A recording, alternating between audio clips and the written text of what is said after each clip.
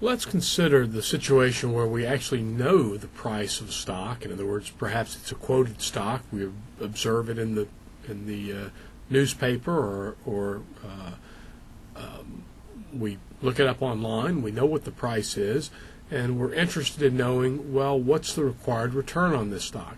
In particular, management has reasons to care about that, to understand what it is that their shareholders require from them, because that guides the investments that they're going to make.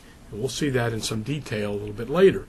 Let's look, though, at how we go about finding the required return. We saw a little while ago that the price of the stock for a constant growth stock can be determined in that way. Let's assume that we've got a company that's growing its dividends at a fairly constant rate. We observe the dividend, estimate the dividend that's going to be paid next year. We observe the current price of the stock. We can rearrange the formula that I blocked off there into that second formula, put a circle around it, the second formula, where the cost of equity is now what we're solving for, and it's equal to the dividend at time one we receive divided by the current stock price plus the anticipated growth rate in dividends over time. So let's look at what that would mean for the security we just valued a little while ago, where the price was $40, the dividend that's expected at the end of the first year is $2, and the growth rate was 7. Well, if we know that information, we plug it in, and we solve for the cost of equity, the cost of the stock, which in this case is 12%. So management, if they've gone through this process and they've seen the stock price, they know what the dividends are and what the expected growth rate in dividends are. I say they know that, they've estimated that in some way.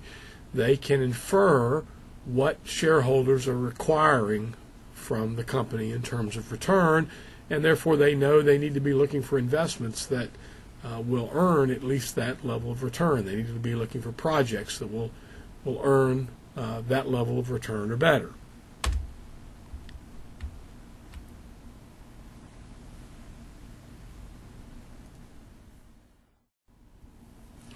Let's look at this equation that we have in a little more detail.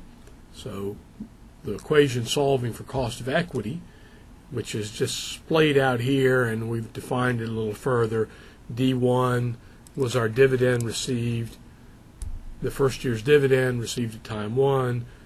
P0 is the common stock price, G is the growth rate. What we'll see is the cost of equity, we can sort of break it into two parts.